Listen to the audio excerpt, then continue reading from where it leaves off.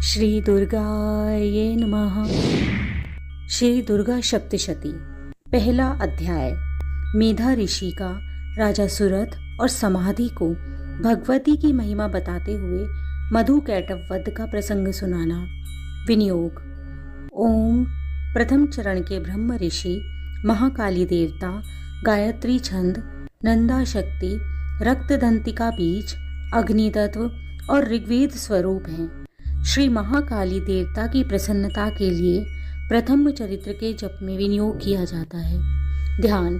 भगवान विष्णु के सो जाने पर मधु और कैटभ को मारने के लिए कमल जन्मा ब्रह्मा जी ने जिनका स्तवन किया था, उस महाकाली देवी का मैं सेवन करती हूँ। वे अपने 10 हाथों में खड्ग, चक्र, गदा, बाण, धनुष, परिघ, शूल, भुशुंडी, मस्तक और शंख धारण करती हैं। उनके 3 नेत्र हैं।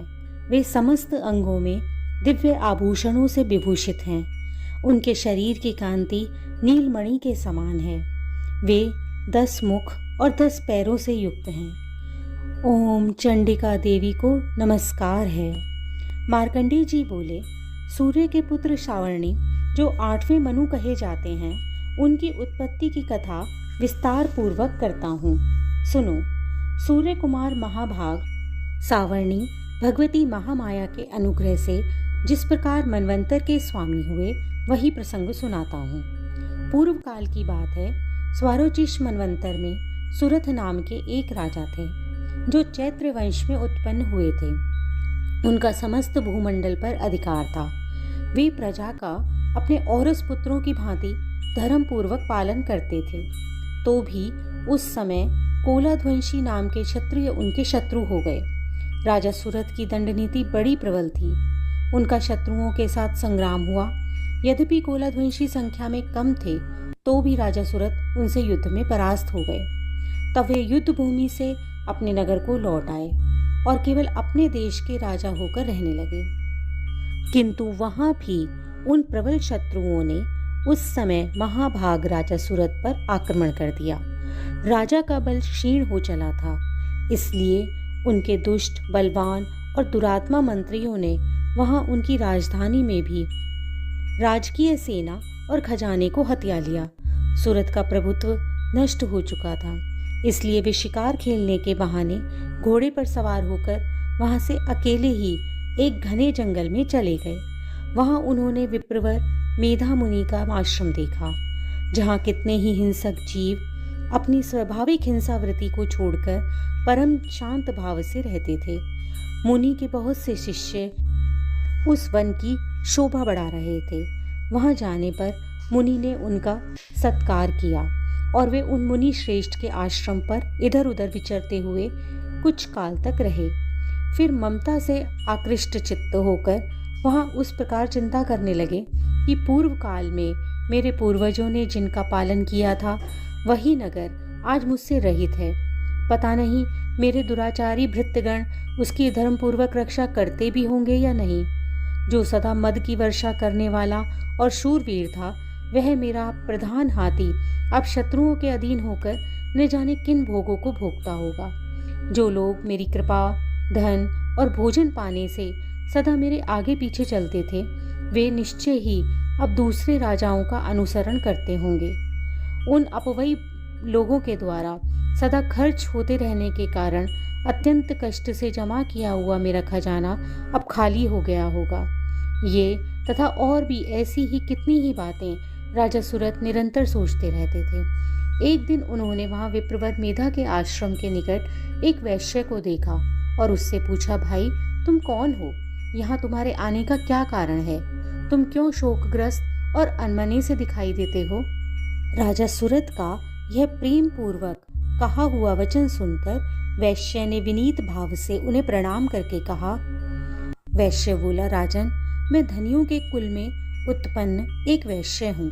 मेरा नाम समाधि है।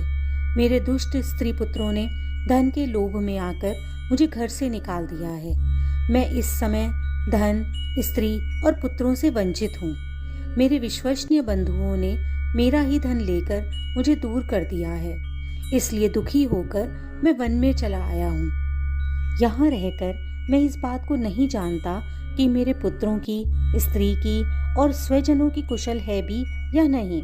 इस समय घर में वे कुशल से रहते हैं या उन्हें कोई कष्ट है। वे मेरे पुत्र कैसे हैं? क्या वे सदाचारी हैं अथवा दुराचारी हो गए हैं? राजा ने कहा, जिन लोभी स्त्री पुरुष आदि ने धन के कारण तुम्हें घर से निकाल दिया, उनके प्रति तुम्हारे चित्त में इतना स्नेह का बंधन क्यों है? वैश्य बोला, आप मेरे विषय में जैसी बात कहते हैं वह सब ठीक है, किंतु क्या करूं, मेरा मन निष्ठुरता धारण नहीं करता। जिन्होंने धन के लोभ में पड़कर पिता के प्रति स्नेह, पति के प्रति प्रेम और आत्मीय जन के प्रति अनुराग को तिलांजलि दे दी, मुझे घर से निकाल दिया, उन्हीं के प्रति मेरे हृदय में इतना स्नेह है। महामते, गुणहीन बंधुओं के प्रति भी जो मेरा चित्त इस प्रकार प्रेम मग्न हो रहा है, यह क्या है? इस बात को मैं जानकर भी नहीं जान पाता। उनके लिए मैं लंबी सांसें ले रहा हूँ और मेरा हृदय अत्यंत दुखित हो रहा है। उन लोगों में प्रेम का सर्वथा अभाव है, तो भी उनके प्रति जो मेरा मन निष्ठुर नहीं हो पाता, उसके लिए मैं क्या करूं? मार्कंडेय जी कहते हैं, ब्राह्मण, तदंतर राजाओं में श्रेष्ठ सुरथ और वह समाधि नामक वैश्य दोनों साथ साथ मेधा मुनि की सेवा में उपस्थित हुए और उनके साथ यथा योग्य न्यायाकूल विनयपूर्ण वर्ताव करके बैठे। तत्पश्चात वैश्य और राजा ने कुछ वार्तालाप आरंभ किया। राजा ने कहा, भगवान, मैं आपसे एक बात पूछना चाहता हूँ, उसे बताइए। मेरा चित्त अपने अधीन न होने के कारण वह बात मेरे मन को बहुत दुखी करती है। जो राज्य मेरे हाथ से चला गया है, उसमें और उसके संपूर्ण अंगों में मेरी ममता बनी हुई है। मुनि श्रेष्ठ, यह जानते हुए भी कि वह अब मेरा नहीं है, अज्ञानी की भांति मुझे उसके लिए दुख होता है। यह क्या है? इधर यह वैश्य भी घर से अपमानित होकर आया है। इसके पुत्र और स्त्री और भृत्यों ने इसे छोड़ दिया है। स्वजनों ने भी इसका परित्याग कर दिया है, तो भी वह उनके प्रति अत्यंत हार्दिक स्नेह रखता है। इस प्रकार यह तथा मैं दोनों ही बहुत दुखी हो रहे हैं। इसमें प्रत्यक्ष दोष देखा गया है। उस विषय के लिए भी हमारे मन में ममता जनित आकर्षण पैदा हो रहा है। महाभाग, हम दोनों समझदार हैं, तो भी हम में जो मोह पैदा हो गया है वह क्या है? विवेक शून्य पुरुष की भांति मुझ में और इसमें भी यह मूर्ता प्रत्यक्ष दिखाई देती है। ऋषि बोले, महाभाग, विषय मार्ग का ज्ञान सब जीवों को है। इस प्रकार विषय भी सबके लिए अलग अलग हैं। कुछ प्राणी दिन में नहीं देखते और कुछ रात में ही नहीं देखते। जो कुछ ऐसे जीव हैं जो दिन और रात्रि में बराबर देखते हैं। यह ठीक है कि मनुष्य समझदार होते हैं, परंतु केवल वे ही ऐसे नहीं होते। पशु, पक्षी और मृग आदि सभी प्राणी समझदार होते हैं। मनुष्य की समझ भी वैसी ही होती है जैसी उन मृग और पक्षियों की होती है, तथा जैसी मनुष्यों की होती है वैसी ही उन मृग, पक्षी आदि की भी होती है। यह तथा अन्य बातें भी प्राय दोनों में समान ही हैं। समझ होने पर भी इन पक्षियों को तो देखो, ये स्वयं भूख से पीड़ित होते हुए भी मोहवश बच्चों की चोंच में कितने चाव से अन्न के दाने डाल रहे हैं। नरश्रेष्ठ, क्या तुम नहीं देखते कि ये मनुष्य समझदार होते हुए भी लोभवश अपने किए हुए उपकार का बदला पाने के लिए पुत्रों की अभिलाषा करते हैं? यद्यपि उन सब में समझ की कमी नहीं है, तथापि वे संसार की स्थिति बनाए रखने वाली भगवती महामाया के प्रभाव द्वारा ममता में भंवर से युक्त मोह के गहरे गर्त में गिराए गए हैं। इसलिए इसमें आश्चर्य नहीं करना चाहिए। जगदीश्वर भगवान विष्णु की योग निद्रा स्वरूपा जो भगवती महामाया हैं, उन्हीं में से यह जगत मोहित हो रहा है। वे भगवती महामाया देवी ज्ञानियों के भी चित्त को बलपूर्वक खींचकर मोह में डाल देती है। वे ही इस संपूर्ण चराचर जगत की सृष्टि करती हैं और वे ही प्रसन्न होने पर मनुष्यों को मुक्ति के लिए वरदान देती हैं। वे ही पराविद्या, संसार बंधन और मोक्ष की हेतुभूता सनातनी देवी तथा संपूर्ण ऐश्वर्यों की भी अधीश्वरी हैं।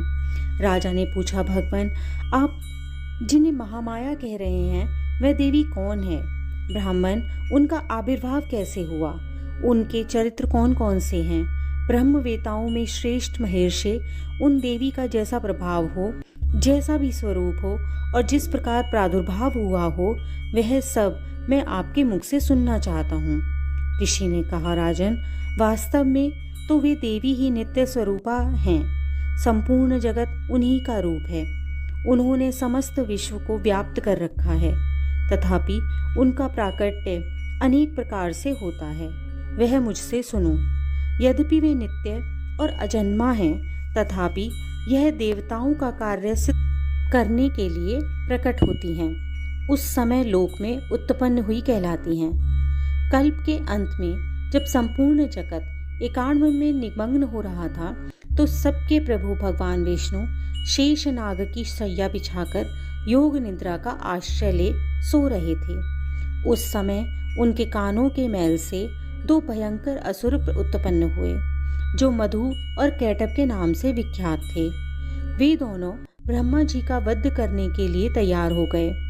भगवान विष्णु के नाभि कमल में विराजमान प्रजापति ब्रह्मा जी ने जब उन दोनों भयानक असुरों को अपने पास आया और भगवान को सोया हुआ देखा, तो वह एकाग्रचित्त होकर भगवान विष्णु को जगाने के लिए उनके नेत्रों में निवास करने वाली योग निद्रा का स्तवन आरंभ करने लगे, जो उस विश्व की अधीश्वरी, जगत को धारण करने वाली, संसार का पालन और संहार करने वाली और तेज स्वरूपा भगवान विष्णु की अनुपम शक्ति हैं।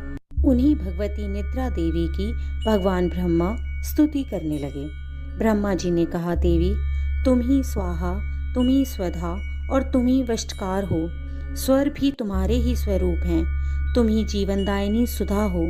नित्य अक्षर प्रणव में आकार, उकार, मकार, इन तीनों मात्राओं में तुम ही स्थित हो, तथा इन तीनों मात्राओं के अतिरिक्त जो बिंदु रूपा नित्य अर्ध मात्रा हैं, जिनका विशेष रूप से उच्चारण नहीं किया जा सकता, वह भी तुम ही हो। देवी, तुम ही संध्या, सावित्री और पनम जननी हो। देवी, तुम ही इस विश्व ब्रह्मांड को धारण करती हो। तुमसे ही इस जगत की सृष्टि होती है, तुमसे ही इसका पालन होता है और सदा तुम ही कल्प के अंत में सबको अपना ग्रास बना लेती हो।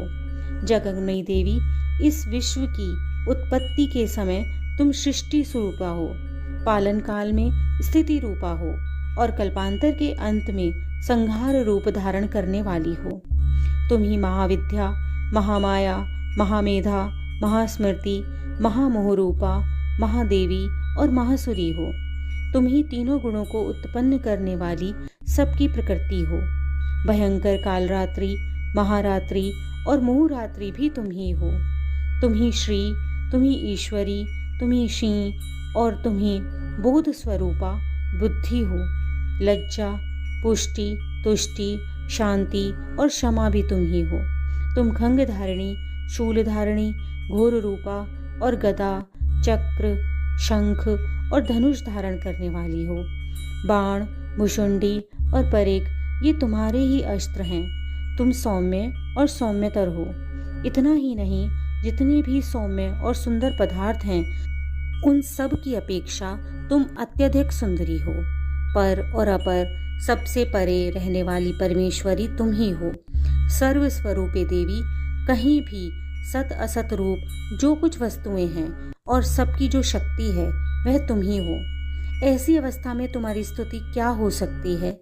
जो इस जगत की सृष्टि, पालन और संहार करते हैं, उन भगवान को भी जब तुमने निद्रा के अधीन कर दिया है, तब तुम्हारी स्तुति करने में यहाँ कौन समर्थ हो सकता है? मुझको, भगवान शंकर को और भगवान विष्णु को तुमने ही शरीर धारण कराया है, अतः तुम्हारी स्तुति करने की शक्ति किसमें है? देवी, तुम तो अपने इस उदार प्रभावों से ही प्रशंसित हो। ये जो दोनों असुर मधु और कैटभ हैं, उनको मोह में डाल दो और जगदीश्वर भगवान विष्णु को शीघ्र ही जगा दो। साथ ही उनके भीतर इन महान असुरों को मार डालने की बुद्धि भी उत्पन्न कर दो। ऋषि कहते हैं, राजन, जब ब्रह्मा जी ने वहां मधु और कैटब को मारने के उद्देश्य से भगवान विष्णु को जगाने के लिए तमोगुण की अधिष्ठात्री देवी योग निद्रा की इस प्रकार स्तुति की, तब वे भगवान के नेत्र, मुख, नसिका, बाहु, हृदय और वक्ष स्थल से निकलकर अव्यक्त जन्मा ब्रह्मा जी की दृष्टि के समक्ष खड़ी हो गईं। योग निद्रा से मुक्त होने पर जगत के स्वामी भगवान जनार्दन उस एकार्णव के जल के शेषनाग की सैया से जाग उठे। फिर उन्होंने उन दोनों असुरों को देखा। वे दुरात्मा मधु और कैटब अत्यंत बलवान और पराक्रमी थे और वे क्रोध से लाल आंखें किए ब्रह्मा जी को खा जाने के लिए उद्योग कर रहे थे। तब भगवान श्री हरि ने उठकर उन दोनों के साथ 5000 वर्षों तक केवल बाहु युद्ध किया।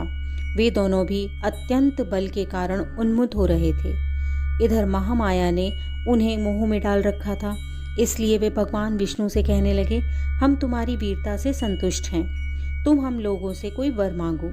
श्री भगवान बोले, यदि तुम मुझ पर प्रसन्न हो तो मेरे हाथ से मारे जाओ, बस इतना ही वर मैं मांगता हूँ, यहाँ दूसरे किसी वर से क्या लेना है।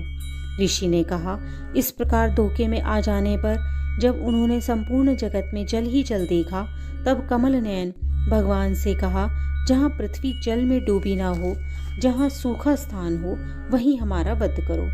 ऋषि कहते हैं, तब तथास्तु कहकर शंख, चक्र और गदा धारण करने वाले भगवान ने उन दोनों के मस्तक अपनी जांघ पर रखकर चक्र से काट डाले। इस प्रकार ये देवी महामाया ब्रह्मा जी की स्तुति करने पर स्वयं प्रकट हुई थीं। अब पुनः तुमसे उसके प्रभाव का वर्णन कहता हूँ, सुनो। इस प्रकार श्री मार्कंडेय जी पुराण में सारवणिक मनवंतर की कथा के अंतर्गत देवी महात्म्य में मधु कैटव वध नाम का पहला अध्याय समाप्त हुआ।